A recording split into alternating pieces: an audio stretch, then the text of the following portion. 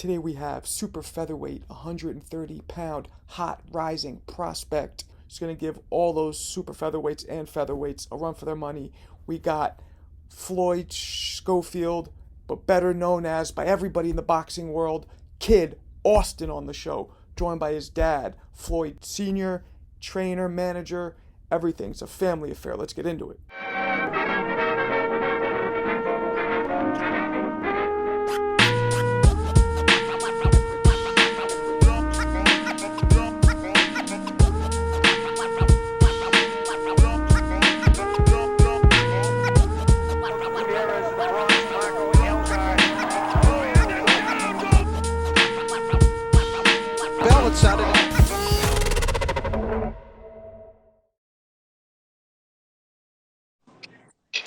What's up, man?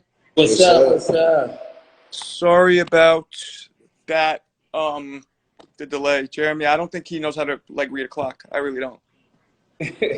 Dude is always late. Here, let me get him. It's okay. This is your dad, right? Yes, sir. Something yes. like that. Look, you guys look alike, too. No, we don't. You don't think so? Not at all. Okay, I do. But anyway, and you train him as well, right? Yes, I train him, I manage him, do everything. So we'll get into him, but let me ask you about you first. So what's your background in boxing? And what's your name, Dad? I'm Floyd Schofield, too. I'm Floyd Schofield Jr., Floyd Schofield III. Sounds familiar. We got a Floyd Jr. and a Floyd Sr. here. That sounds real familiar. I grew up fighting. Okay. I grew up, my father was boxing. My father had me fighting kids in the street and everything else. And, so he's a third generation. Okay. Did you have any Floyd Sr.? Did you have any amateur fights or pro fights or anything like that? Yeah, amateur fights. But I was more into the street than boxing. So my boxing thing got messed up because what I chose to do outside of the ring. Jeremy, thank you for joining us. It's very nice of you. Appreciate it. Well, I'm on the West Coast. My working day ends a whole lot later. That's true. Yeah. We have this. These guys are in Texas, right? Yes. Yeah. So they're 2 hours. Wait, 1, 2. You're 1 hour in front of me. Yeah. What time? 9:02. Oh, so it's 7 for me. Yeah. Oh. So anyway, I'm here now. How you? You're kind of cutting out, Jeremy. Is he cutting out for you guys too? Yeah. Yeah. You're cutting out, man. Come a little closer, maybe. I don't know if you have headphones. All right. So Floyd, you are 9-0, correct? Sure. Yeah. How many knockouts? 7. Yeah. Oh, okay. So Floyd, let's get into your background first. How many amateur fights did you have? What was your amateur career like? Almost 200 amateur fights. Yeah, that was a lot. Winning nationals. 200. Yeah, won the Golden Gloves, most outstanding boxer in the Golden Gloves, like multiple regionals and Junior Olympics. He have a pedigree of boxing. He's just been designed for boxing. That's what I designed him for since he was a kid. How old were you when you started boxing? I was 2 years old when I first put a pair of gloves on. So when was the first time you actually got in the ring and sparred? How old were you? You sparred at 5. 5. Yeah, he started competing for the United States at 8 years old and would travel every weekend fighting. And he'd been homeschooled, just taught boxing and traveling boxing. Wow. So I don't know if you guys are familiar with Jeremy, especially his amateur background. He had 300 fights. He was on the U.S. Olympic team, so he knows that real well. That's a good thing. Everything you said you won, I won as well. So he understands the process. Same team. Yeah. What weight you fight when you were younger? I believe I first started out at 55 pounds, maybe. Me too. Did you really? Yeah. I was I was about 55 pounds. Okay. Okay. And I ended 135 pounds, I believe. And now you fight, you at now? 35. That's where I fight. Well, so All right, are, your top two, something like that? yeah, 47? you're in a very stacked division, so that's good. Yeah. Well, why is it stacked? That thing ain't stacked. Well, not compared to him, but it's Right. you got all those guys, and and you're also do you see yourself moving up to 47? Are you making 35 easily, or is it trouble? I plan on moving to 60 if that ever comes. That's my Wow. goal. Be undisputed in a bunch of weight classes. So yeah, I can hold 35 for as long as I need to. You know? Yo, how old are you right now? 19. Oh, yeah. Your man strength's gonna come in. Your dad will tell you. I don't know, 60 is pretty big, but I mean, 47, 56, yeah, 50, yeah. I mean, so you might hit 60. Yeah, Yeah. he walk around like I right. haven't exposed my walk around weight. Yeah. Do you do you train other fighters or just your son? Yeah. Matter of fact, come here, champ. I want to introduce y'all to one right on time. Real fast. Sit there. Hey. What up? What What's up? up, guys? Hey, nah, What's Champion. you look tall. You look tall, man. Yeah, I'm 6'1". He lying. I'm 6'1". Introduce yourself, brother. I fight at 147. Are you a pro? 147? Shit, Vernon Forrest. I could hear you. I said Vernon Forrest. Brandon Forrest? Oh, yeah. All right, so you're amateur or are you pro now? You said what? Are you amateur or are you pro now? I'm pro. I'm 3-0 right now, one knockout. So your Instagram. You guys, if you want to follow me at the Chosen Champ as well. Okay. Chosen champ. All right. How many fighters are in the stable there? Does his I'm sorry, you kind of broke up there. does his dad train? How many fighters in your stable? There's three. Here you go right here. FS Promotions, Team Freeway, Davies Entertainment. This is who I train right here. And the young lady, she's over there. She don't feel like being seen. But Yep. So go ahead and introduce yourself, brother. Elijah Pierce. I fluctuate between featherweight and super bantamweight, 122, 126. What's your record? 12-2, 11 knockouts. Former BC, USCBC champ. Okay. Yeah.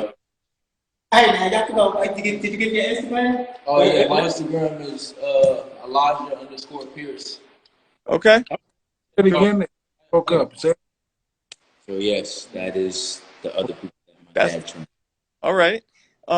So Jeremy's father also trained him, right, Jeremy? So you know all about that. yeah. And It is.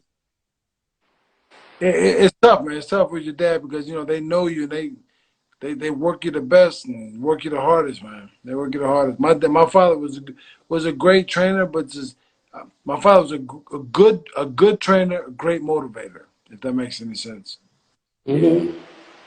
what do You're all learning at the same.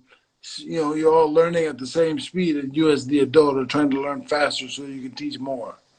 My father did that my whole life. do But had a great career. I mean, I'm Hall of Fame fighters and world champion in amateurs, world champion as a professional, so I can't complain. Right. what challenges come up training your son? Like how does that I know it's great, but are there any parts of it that are kind of difficult? It's normal like in raising any child, whether your child play football, baseball, and I think any father gonna want the best for their kid. So we bump heads at times, just like any father and son would, but we know the end goal. So we on the same page. Right. Definitely do that. Definitely do that. The Dad, do you leave coaching at the gym or you take it home with you? no boxing. You live boxing. Boxing ain't something that you could cut off. In our family, like everything from the eating to when you home and you study in the classics, that's just what we live by. As a father and a coach, I believe sometimes we got to learn when to step back and allow them to be a little bit of a man, because you got to gradually allow them to take the steering wheel. So You know, I think as long as the father don't try to not let the child grow up, they should be all right. So run into Okay. Okay. But as an a father, as a trainer and a father, I would in your best interest remember how to separate the two, yeah, because being a trainer sometimes the lines get blurry, and the athlete or the son gets irritated because he wants his dad and his dad's not there, his trainer's there. And then when he wants his trainer's not there, his dad's there. So right. you guys, you seem like you got a good bond, but just know as time and money progresses, things get harder, and it's going to be elevated because there's a whole bunch of money that's going to be involved, and money brings out the evil in people, whether you believe it or not. Yes, it does. Yeah. Thank Um. you. Yeah. No. That's absolute truth. Um. What was I about to ask? Oh, I was about to ask this. Okay. So one thing I like about you, Floyd Jr., is you switch hit. You go southpaw, you go orthodox. When did that come in to your repertoire? Did you always have that? Or was that a recent thing? That's something you gotta ask my dad. I won't remember. I'll say I remember doing it like 13 years old, maybe. And Now, what he are you? did, Are Yeah, you right-handed or left-handed naturally? who knows? What? But right-handed. I'm Right. right-handed. Okay. What were you gonna say, Floyd Sr.? nah, he learned it at like 7 years old. Southpaw, like he learned all the footwork first, like years of footwork in both stances before he even learned the punches. So Wow. And that was your idea, obviously. yeah, because they open up more angles. It's like having a board. Why would I limit myself to this many weapons if I could just open up the whole board and I have all the weapons? So with both stances, you learn all 5 styles of boxing and all the defenses. Then every style got a counter style, so it makes it an easier fight. Yeah. That's like Boots Ennis does the same thing. Yeah, Bruce Ennis is good. They got their own style. It's Yeah. different from. Yeah. Yeah. No, no. So who do you, Floyd? I'll ask both of you actually. What fighters from current or from the past do you guys look up to? Do you model your style after maybe anything like that? Oh, model and the style, then it's Hagler. If you go to the switching, it's Hagler. Then you got to go to Henry Armstrong with the aggression, how to control the person's body, keep them squared up by controlling the shoulders. Then there's Sugar Ray Robinson when you're moving back, learning how to deliver your power in the boxer puncher. Willie Pep with the foot movements and the angles. So he studied all the classic fighters, and that's what we put in him to program the fight the way he do. Okay. So Now, Junior, you give me your answer. Go ahead. All right, so I feel like I don't fight like nobody. I feel like I'm my own person. I'm my own fighter at the end of the day. But if I had to choose, I would say Willie Pep, Sugar Ray Robinson, probably young Floyd Mayweather. Hell no. How? Yeah, pretty boy. pretty Uh, hot money man. go. Yeah, and definitely Marvin Hagler in there. How you act Okay. in with the classics? I'm just saying because I'm you know just the wondering how. flashiness and then Oh, the um, flashiness. Okay. Yeah, you kind of remind me actually of a young of Pretty Boy a little bit in the style, a little bit, which is a good thing because that Floyd to me was a monster. Yeah, with knockouts he was. So Yeah. who Junior would you like to fight next? I know you're still on your way up, man. It could be somebody we don't know, but just somebody that's on your building block. Because the fights that you're taking now are fights to mold you into the fighter you're going to be. You're not set. You're still developing your style and who you are as a professional fighter rather than amateur fighter. So there might be some guy that is your local favorite there that you want to step up and take. Who would that guy might be? Give me anybody at 135 that got a name. No, who do you want to fight? That's what he asking. I'm ready to fight anybody in the top 10. No, but who do you want to fight? How many rounds? What's the most rounds you've done? 10, I think. No. The most rounds in fighting or the most rounds period that he done? Paid rounds. The most rounds he completed that he actually fought. Paid rounds, yes. How many? 8. 8. Oh, 8. How'd you feel? 8. I felt good. I felt Yeah. real good. It does. He could fight 12 rounds now. Like Shakur just called him to come to the camp. He sparred Shakur to help him get ready for his fights. He sparred Devin to help him get ready for Gamboa fight. He sparred Sean Porter getting ready for a Crawford fight. So he going there with the champions, and I get to see what he do to the champions. You got to do a lot. So we got anybody at 135, and we would like these champions are working on stuff. They're not fighting. They're working on stuff for their fight. No, trust me. They get in the hell beat out of them. It's a difference with their team. Like, yo, you can't hurt the champ, please. Yo, we know the difference got power. So it's the difference in power. And no matter hurt. So how did Floyd Marco? What I'm not saying you could hurt them. The champions, when you're sparring with them, when they're working for a fight, they're working on a skill that they need for this next fight. You're not fighting them just regular sparring with them. What I'm saying is they be in there fighting for their life, trying to get out of there.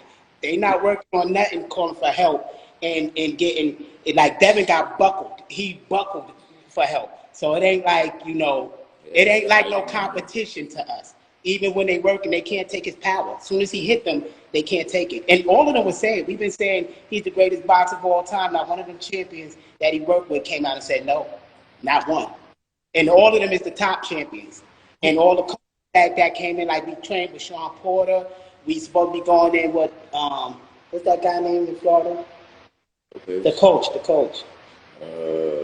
Exactly. Kovalov's coach. Oh, John Jackson. John Jackson. We've been in there with Freddie Roach. We've been in there with the top coach. Not even the coach came out and said we saying anything different. So y'all just got to experience it because it's just different. I mean, I believe it. Who did you, of all those world champions you sparred with, who do you think you learned the most from? Shakur, probably. That's what I'd have said. Really? And what about him specifically? Just like, it was weird. It was like fighting yourself. It was a mirror. It was very, very competitive. And it was like back and forth. It was weird. It was so weird. I don't know if it was back and forth, but it was good. Not like I'm saying, like, he throw a punch and I'll throw a punch. We were trying to counter each other, set stuff up. So, and I assume you got the better of him? Nah, we don't get Shakur's good people. Yeah, We don't tell. I don't speak about Body language is telling it, but okay. But the thing I can say is he don't get hit in fights. We have a rule that if he get hit more than 5 times in a round, I need to stop that round. We don't get hit. And that's just how we do, even with the champions. So defense is real important. Yeah, defense is the foundation of our style. We built it on defense. And that's off our defense. So if you could fight any of the current champions right now, you could pick one, who would it be? Haney undisputed. Say it again. I can hear you. Either Kambosos or Devin Haney, which one's ever become undisputed? Okay. And how do you see the fight going? Fair. Right. It could go either way. Hell no, it ain't no 50-50. Yes, it is. Well, who? Devin? Devin with Devin got Kambosos. a 50% chance against. I said against Kambosos. Oh, shit. No. I thought he said against you. No, I'm talking about Kambosos. Yeah. No, against but between the two of them, who do you think's going to win? I got a 50-50. 50-50. 50-50. So Yeah. between the two of them, who would give you a harder time? Neither. Neither one of them. Neither one of them. Let me tell you the difference. The difference is in this era. Huh? You're breaking up. You're breaking up. I didn't say who's going to beat you. I said which one of them do you think would just give you a slightly harder time than the other one? Which one would be easier for you? Which one would be harder? Neither. That's the thing. Neither. They'd be both about the same. Neither one of them could take punches like that. So both of them would get stopped within 4 rounds. So it's like it wouldn't be nothing. Like because boxing now, you see these guys leave out of a boxing match without a black eye, bloody nose. They don't fight now. The difference, he's cut from a club where they trying to break your rib, push your nose bone back. When these champions feel things like that, they're not used to that. They're not used to a real fight, where somebody's trying to break their jaw and kill them in that ring. So it's a difference. Our mindset is different than them. So you're saying Junior he just goes out and tries to put it all out there. He doesn't play around. No, he's going to adapt to what style they are, but his job is to destroy them in there. I don't get paid for overtime. Right, and understand the person could die in that ring, so we're not going in there to play with them. Our job is to destroy them and get out of that ring and go home safe. So our mindset for boxing is different than theirs. It's not a sport to us. So, like, for you as a father, is it because I have a kid and, like, I used to fight, but now when I think of my kid getting in there, do you ever see your kid going through that and kind of that fatherly instinct kicks in? You kind of feel like you don't want to see him fighting, or never? No, all the time. When I go in the ring, that's my son. I mean, you're going to feel that way, but that's what made me more passionate about it. It made me push him even harder because I don't want to see my son on that ground or hurt like that. Yeah, so that's what Yeah. Shit. So what's your next? What's coming up next for you? May 21st in San Antonio. we're supposed to be fighting for a WBO title, and then on from there, we just got to keep moving up to be mandatory to fight these champions while they're running. What BO title? Continental? A continental WBO? It's America. It's the regional. It's WBO regional we got to get. Then they're going to let us fight for the intercontinental. Then we'll be able to move up for the world a title fight within a year and a half. So the goal is to be undisputed in 135 and go to 140, be undisputed in 147. That's our goal. In a year, you think how many fights will you have underneath your belt? Probably like 5 this year, maybe 5. Maybe 5 more? Okay. Yeah. That's an active year. Yeah. So Good. So here's something we always ask people that we interview. Name me your both father, senior and junior, your top 3 greatest fighters of all time. Probably might be the same thing. It's probably. All right. Yeah, go ahead. Sugar Ray Robinson, of course, he gotta be number 1 Mm-hmm. of all time. That's a hard one right there. I know.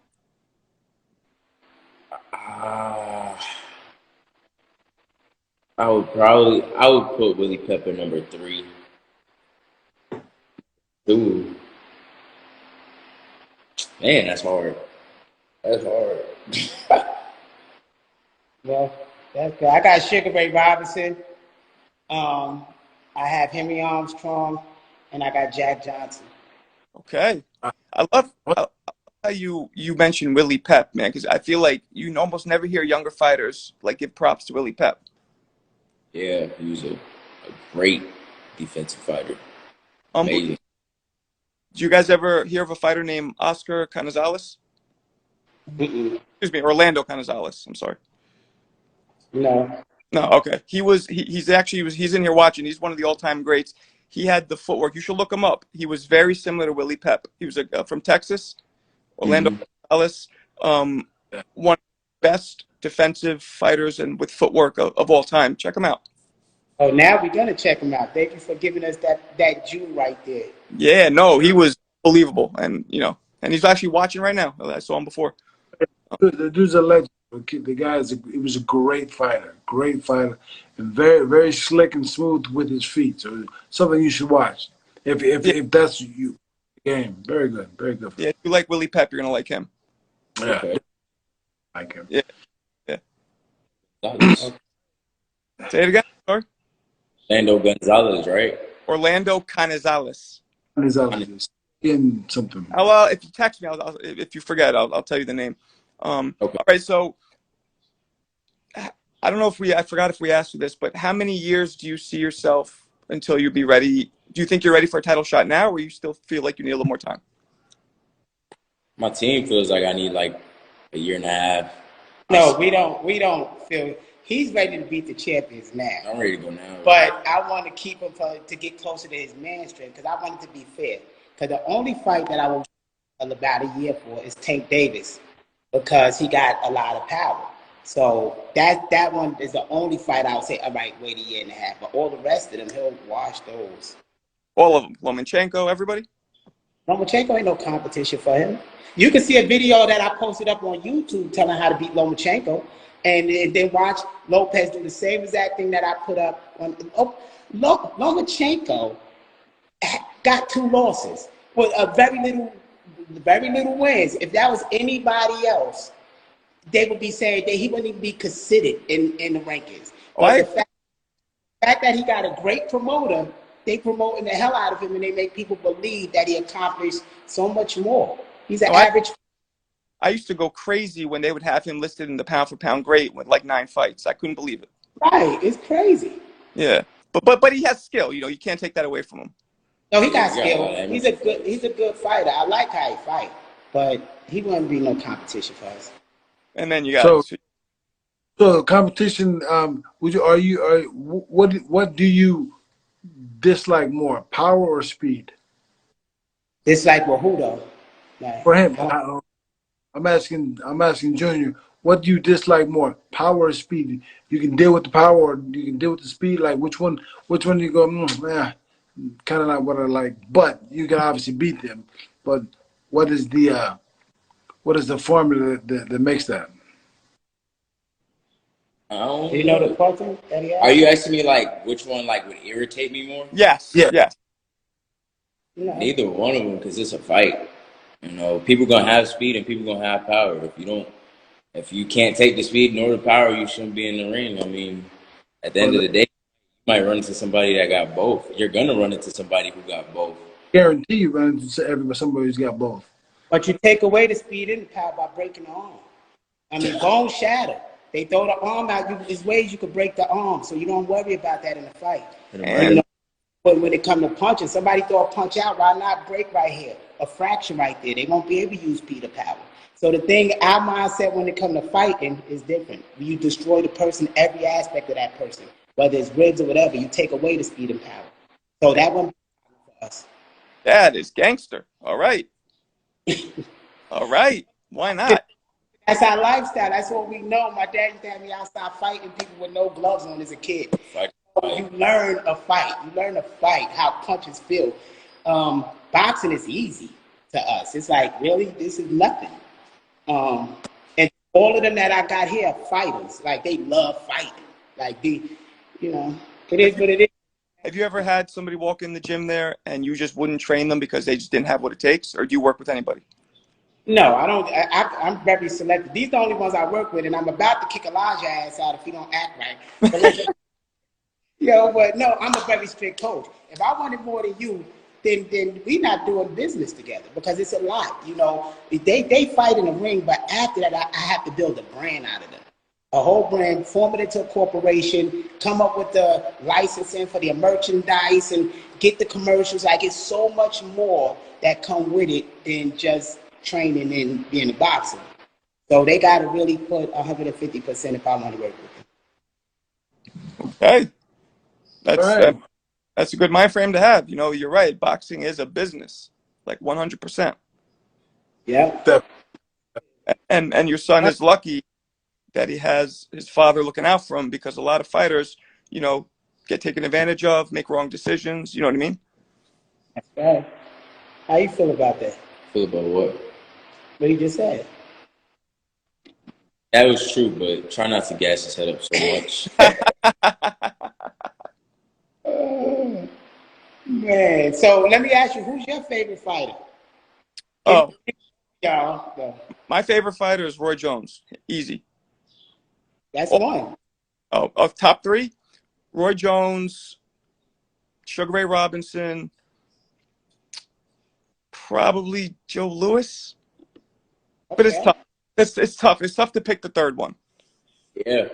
Everyone is So always Ali, Marvin Hagler, and Salvador Sanchez. That's a good pick right That was a there. good pick right there. See, it's hard to pick 3 fighters when you have thousands of great fighters. Right, Yeah. truly, because my list will change tomorrow. It'll be, it's always gonna be Ali on top, and it's not even because Ali was the greatest fighter. He was just the greatest motivator, and everything he did beyond the ring is what I admire about him. And the fighting is just the bonus. Right.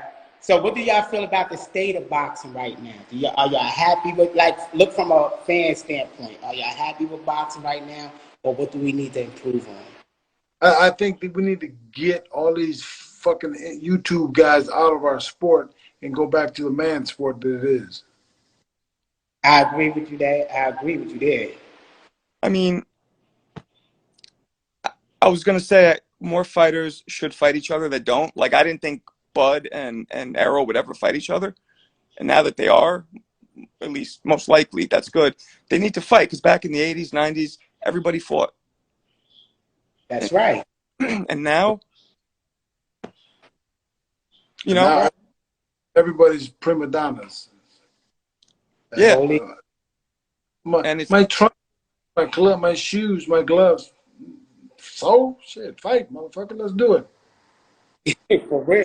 The if you fight, want to prove you're the best, then maybe you take you take a little less, you do a little something different because after you win, then you'll be on the A side, so it doesn't matter. that's right. I told Yeah. Floyd we would have donated his charity. That's the fight. We want the belts. We gonna win. Donate that. There's not, man. It's no excuse. You want to be champion and you had an opportunity. You can write all you got to do is win. You can write your own check next time. You can get all that in next time. So And if you blow a motherfucker out, your check is big as hell. for real, That's true. you give a good fight. Your next fight, your check is good as hell. Even if you lost, your next fight, you get good money anyway. What Yeah. what promoter are you guys with? Right now, we have a partnership with Davies Entertainment, and we are in the process, actually, at the moment, of talking to other promoters. They're doing a co-promotion with Davies Entertainment because Davies got a lot of connections. They like an entertainment company, but they help boxers get on that bigger stage. So we talking. I can't tell you who we talking to, but it's going to be a major surprise when we sign to. But people can't run then. They can't run. When we become mandatory, they got to fight us. Oh shit! So you're talking to a big promoter, huh? Yeah, we talk to all the big promoters at the moment, but there's one that's giving a real good offer, so we thinking we might go.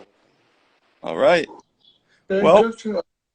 man, it Thank was you. good talking to you guys. Let's talk again after he knocks this next person out. Oh That'll yeah, work. That'll work. definitely. All right, fellas. Peace. Have a good night.